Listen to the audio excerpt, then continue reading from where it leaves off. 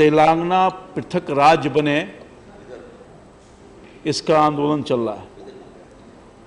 और महाराष्ट्र में विदर्भ,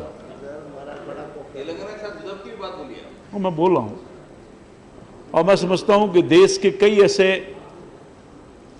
प्रदेश हैं जहां से अलग अलग राज्य की मांग होती रही है। कई राज्यों का विभाजन भी हुआ है और कई राज्यों में ये मांग है आज भी, जिसमें तेलंगाना काफ़ी प्रमुखता के साथ पिछले दिनों देश के सामने आया है।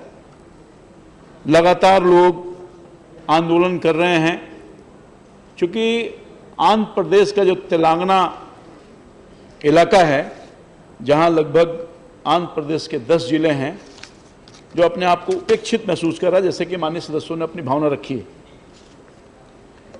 ये जिला निम्न प्रकार है: हैदराबाद, रंगारेड्डी, महबूबनगर, मेदक, नलगोंडा, खम्भम, वारंगल, करीमनगर, आदिलाबाद और निजामाबाद। ये 10 जिले हैं जिनमें आबादी के हिसाब से लगभग आधे से कुछ कम आबादी है, जिसके लोग चाहते हैं कि पृथक राज्य बने, क्योंकि वहाँ के लोगों के भावनाओं के अनुकूल वहाँ विकास नहीं हो पाया है। चाहे वह स्वास्थ्य सेवा हो या वहाँ सड़क की सेवा, जैसे कि राव साहब बता रहे थे अभी, या दूसरे अन्य जो आधारभूत संरचना होनी चाहिए थी वो नहीं हो सकी। इसलिए वहाँ में लोगों में आक्रोश है।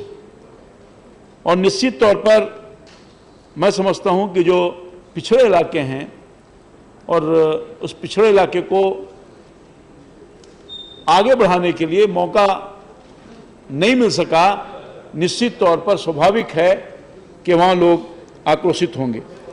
और समय समय पर मैं समझता हूँ कि जब 1969 से ये पृथक राज्य की मांग की गई, तो समय समय पर केंद्र में जो शासित राज्य हैं, जैसा कि नेहरू जी ने भी अपनी बात रखी थी, और ये लोगों को आश्वासन देने का काम किया गया कि आपके डिमांड के अनुसार आपके राज्य को हम पृथक करने का काम करेंगे।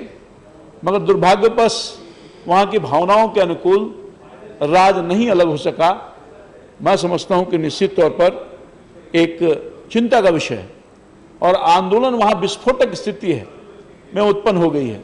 लोगों में अविश्वास का घर हो गया है, और मैं समझता हूं कि जब किसी राज्य का इतना बड़ा भाग में अविश्वास हो, आंदोलन हो, तो निश्चित तौर पर चाहे वहां की राज्य सरकार जो भी चल रही है इसके अधीन, या फिर केंद्र की सरकार को चिंता स्वाभाविक है, क्योंकि यह सब्जेक्ट केंद्र का है। केंद्र जब तक अपनी सहमति नहीं व्यक्त करेगा, राज्य अलग नहीं होगा।